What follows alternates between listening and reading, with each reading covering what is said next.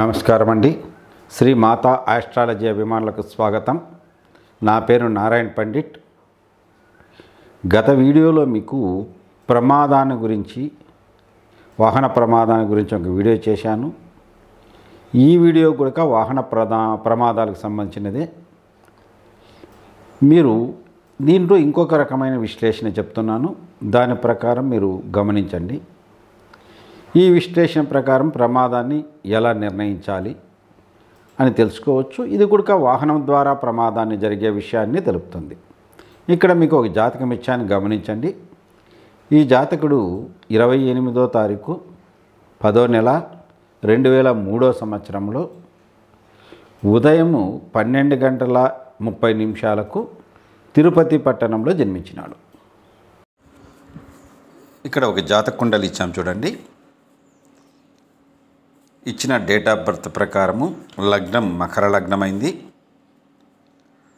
2వ స్థానం కుంభంలో కుజుడు, 4వ స్థానం మేషంలో రాహువు, 6వ స్థానం మిథునంలో శని వక్రి, 8వ స్థానం సింహంలో గురువు, 10వ స్థానం తులారాశిలో రవి, బుధ, కేతువు, శుక్రుడు 4 గ్రహాలు ఉన్నాయి. 11వ స్థానం వృశ్చికంలో చంద్రుడు. ఇది గ్రహస్థితి. దీన్ని బట్టి మనం చూద్దాం.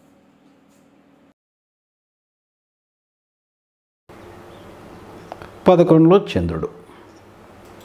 ఈ విధంగా ఈ జాతకంలో గ్రహాలు ఉన్నాయి. మకర లగ్నానికి 3, 12వ స్థానాధిపత్యాన్ని గురువుకి వచ్చింది కదా. ఈ లగ్నానికి గురువు పాపి. ఈ గురువు 8వ భావం సింహరాశిలో ఉన్నాడు. అది ప్రమాదాలకు కారణమైన స్థానం కదా. పైగా 3, 12వ స్థానాధిపతి ఇబ్బంది కలిగిస్తాడు. మళ్ళా ఈ గురువు వాహనకారకుడైన శుక్ర నక్షత్రంలో పుబ్బాలో ఉన్నాడు. ఈ శుక్రుడు వాహనకారకుడు 4వ స్థానాధిపతి అయిన కుజుని చేత చూడబడుతున్నాడు. మళ్ళా కుజుడు కదా 4వ స్థానాధిపతి. ఆయన కూడా మకర లగ్నానికి కుజుడు పాపే, బాధక స్థానాధిపతి కుడుక. కాబట్టి ఈయన 7వ దృష్టితో మళ్ళీ 8వ స్థానాన్ని గురువుని చూస్తున్నాడు. చూడండి, ఇట్లా వాహనకారకునికి సంబంధం ఏర్పడింది, వాహన స్థానాధిపతికి సంబంధం ఏర్పడింది. ఈ వాహన స్థానాధిపతి బాధకుడు అవుతాడు. మళ్ళా ఈ కుజుడుక రాహు నక్షత్రంలో ఉన్నాడు. ఈ రాహు 4వ భావంలోనే ఉన్నాడు. 4వ భావంలో వాహన భావంలో ఉన్నాడు. తర్వాత వాహనకారక నక్షత్రం శుక్ర నక్షత్రంలో ఉన్నాడు. చూడండి ఎలా కలిసాయో.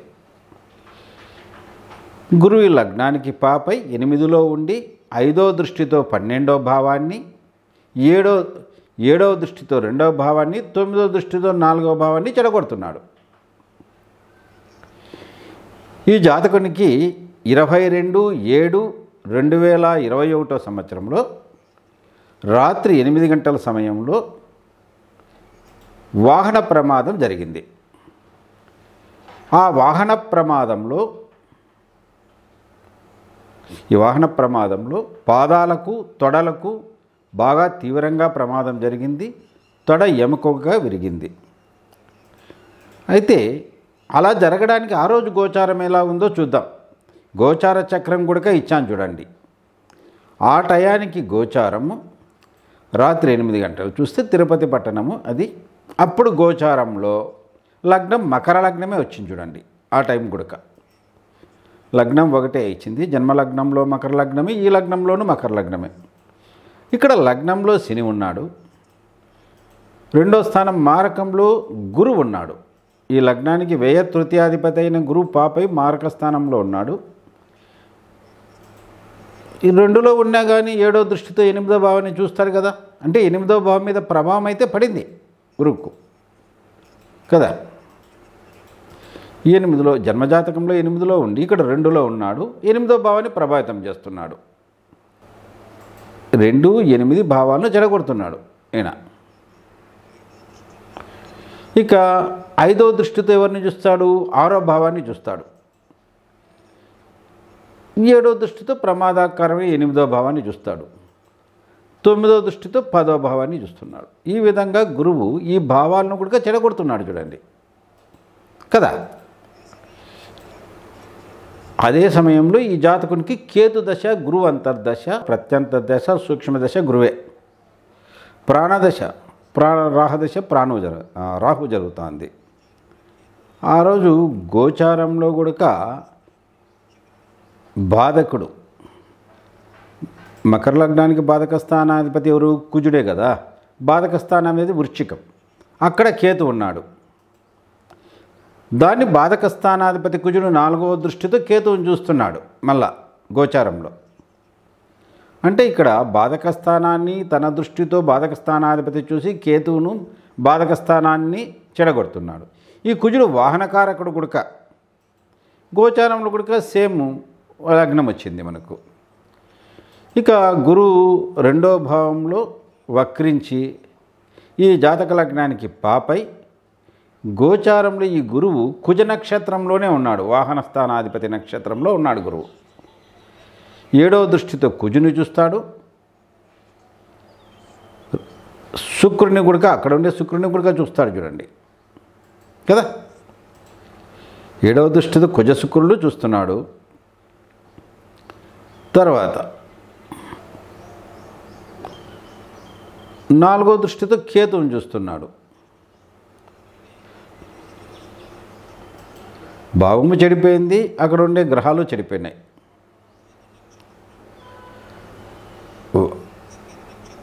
ఈ కుజుడు కుడుక మళ్ళా కేతు నక్షత్రంలోనే ఉన్నాడు చూడండి.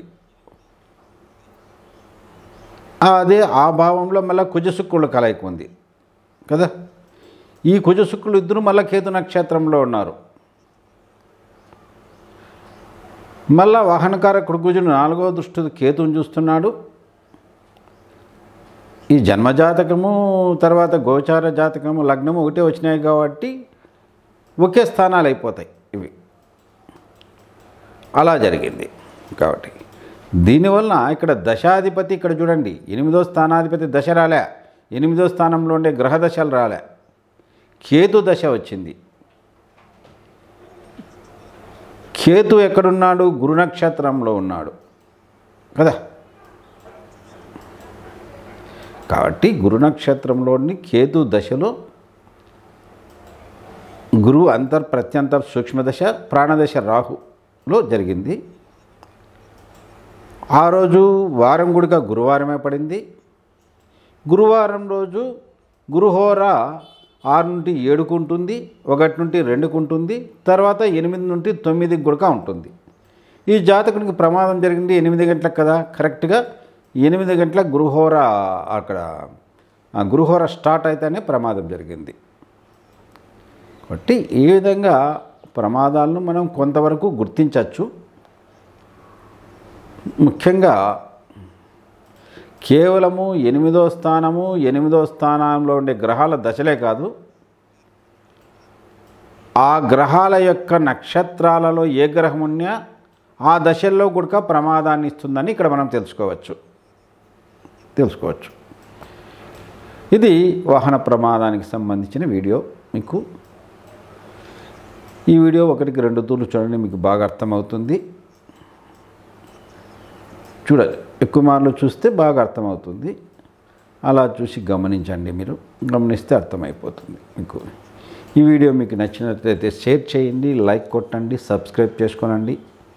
మీలో ఎవరైనా ఆన్లైన్ ద్వారా జ్యోతిష్యం నేర్చుకోవాలనున్నా లేదా మీ జాతక పరిశీలన కోసం సంప్రదించాలనున్నా మా నంబర్కి కాల్ చేయొచ్చు. నమస్తే.